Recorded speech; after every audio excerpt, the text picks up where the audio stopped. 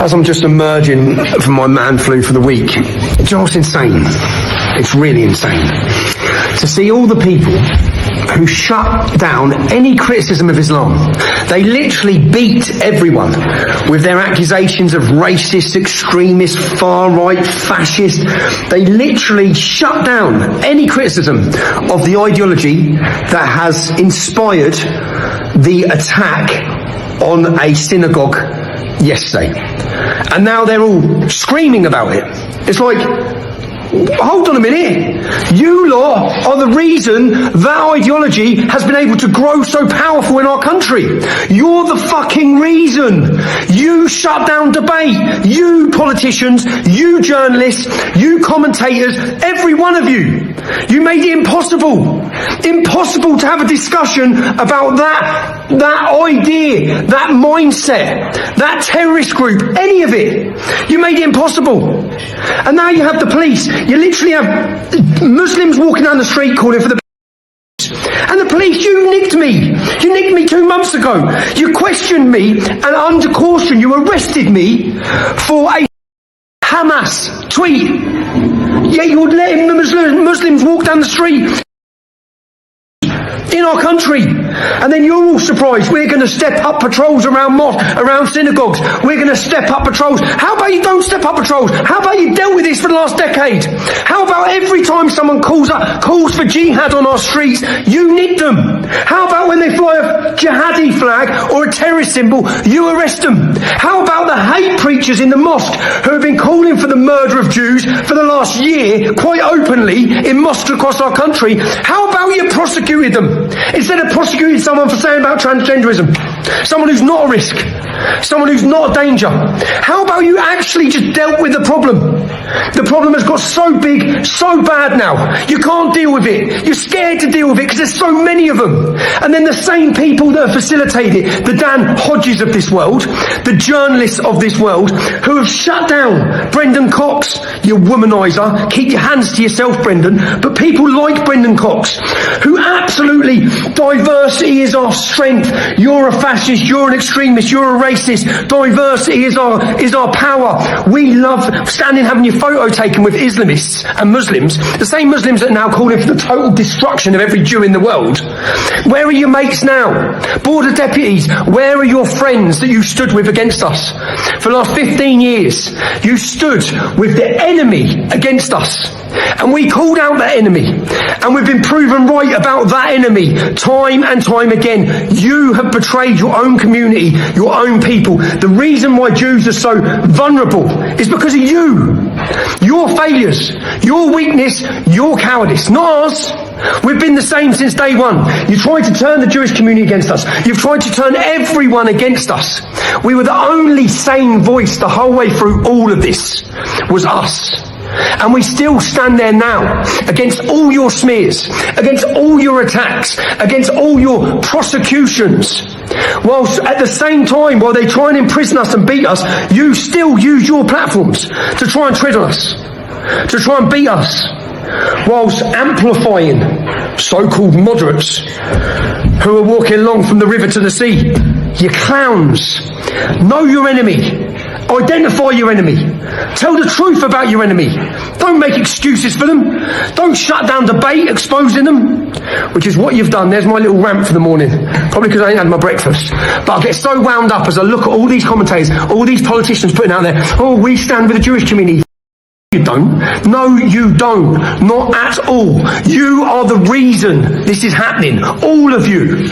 Your appeasement, recognising the state of Israel. So you recognise, you give authority to the Palestinian Authority. Yeah? You recognise the leader of the Palestinian Authority. The Palestinian Authority pay Muslims to go and commit attacks against Jews. You just get recognised their state. What, 10 miles from Tel Aviv? Is it a mile from Jerusalem? What the fuck? And then you sit there and say, yeah, we stand with the Jewish community. We're against all this. No, you've emboldened them. You've empowered them. You cowards. Have a good day. To everyone in Britain, stay safe because the country's full of jihadists and scumbags. Tommy Robinson's statement reflects a fierce, accusatory response to the Manchester Synagogue attack, channeling anger not only at extremists but also at political leaders, journalists, and activists whom he blames for enabling the problem. His remarks portray the tragedy as the consequence of years of silencing debate on radical Islamist ideology, arguing that political correctness and fear of being labelled racist or far-right allowed extremism to grow unchecked in the UK. Robinson's narrative taps into a sense of public frustration over security failures, claiming authorities focused on prosecuting speech, including his own, rather than confronting hate preachers and extremist groups.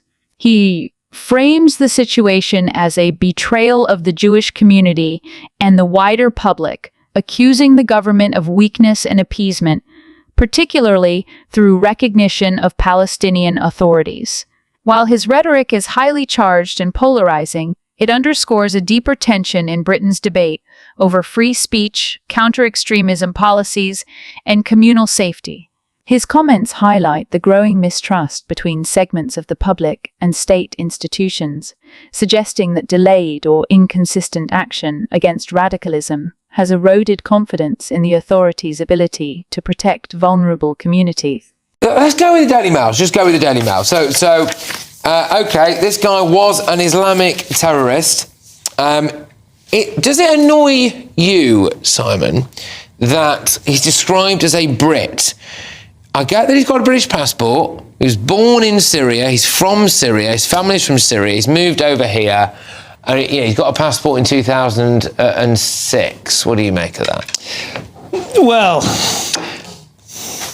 I don't know how relevant it is, but it is obviously currently an ongoing conversation which is getting more heated. It's getting more traction on the national consciousness, the degree to which ethno-nationalism, which is not something that I grew up knowing anything about or ever thought was part of the British conscience or the British political debate, is starting to rear its head. And I think cases like this are part of why some people are starting to feel a bit more protective about their national identity, in the same way that we did when we saw 15 men described as Oxford men, after the grooming gang scandals. And you think there's an element missing here in the description. It's not to say that it's necessarily inaccurate, but it's insufficient.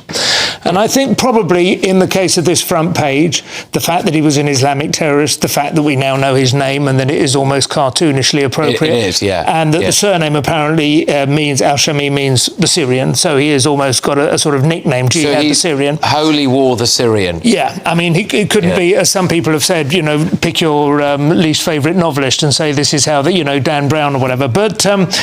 But I don't think there's any sort of suggestion that anyone's trying to pull wool over our eyes.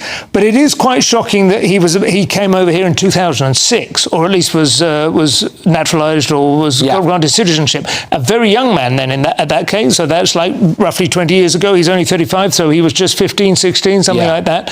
He didn't come over as some people originally thought when they heard the word Syria. They assumed the sort of 2015 post-Civil War wave, but he's not. He was well entrenched by then. At this point, you've got loads of space to fill. We've got an hour to fill here. They have newspaper headlines to fill, and speculation is a risky. You can slip into all kinds of. But there is definitely a sense in which he's been here for 20 years, certainly, and there is some. It's not to exculpate the international situation, but it is to ask what Britain could be doing better to make sure that people don't go down this route. That's exactly the point. And Chloe, that is a concerning aspect of this, isn't it? So there's a man here who we've obviously allowed his mum and dad in. He's come with them, and he's had most of his life in Britain, in Manchester, which is an area that, it's not like he's the only kind of Syrian in the community. I mean, that part of Manchester, he won't feel excluded from anything. I would have thought there's plenty of people exactly around that area who look exactly like him, will speak the same language as him, who'll feel part of a community, who has then gone on and done this. So what's going wrong in Britain here, do you think? So, first of all, the thing that jumps out to me is the name. So when the Home Office decided to allow him and his parents to come here, would they not think a parent that names their child Jihad may be a little bit of a red flag? Maybe we should reconsider that. And where that worries me is I think maybe some indoctrination may have come from the parents. I mean, we know it's absolute textbook with organisations like ISIS, like Hamas, that the way that they make sure that it's passed down through generations, regardless of whether some leaders get killed is they make sure that the mothers indoctrinate the children from a very, very tiny age at home. So that could be what happened, or it could be other people not in his family in this country have radicalized him. I don't know, but I just think, why on earth would you allow people into the country and give them a passport if they're the kind of people that name their children jihad? I know it's hard to know if we're trying to help people and bring refugees here. You can't possibly know all their background, but would that not jump out to you if you were the person putting the rubber stamp on that? I think, you know, to your average Brit, it stands out, doesn't it? I mean, it's the kind of thing where, again, you think, well, you know, there were signs, maybe. There's that famous communique issued by the Metropolitan Police. I think it was a couple of years ago. I can't remember exactly when. They said the word jihad has many meanings in Islamic tradition, and obviously for many of us it means armed struggle, but actually it can mean the struggle with one's conscience. It might be like calling him pilgrim, as far as I'm concerned. The naming of the Manchester Synagogue attacker as Jihad al-Shami, a Syrian granted UK citizenship in 2006, has sparked sharp debate over Britain's immigration, integration, and counter-extremism policies. Commentators Patrick Christys, Simon Evans, and Chloe Dobbs highlight political failures in screening and monitoring arrivals, cultural shortcomings in integration, and institutional gaps in counter-terror enforcement. They argue that these weaknesses allowed extremist ideology to persist and left the Jewish community exposed. The case has renewed calls for tougher policies and more effective de-radicalization efforts, underscoring the need to balance civil liberties with stronger national security measures.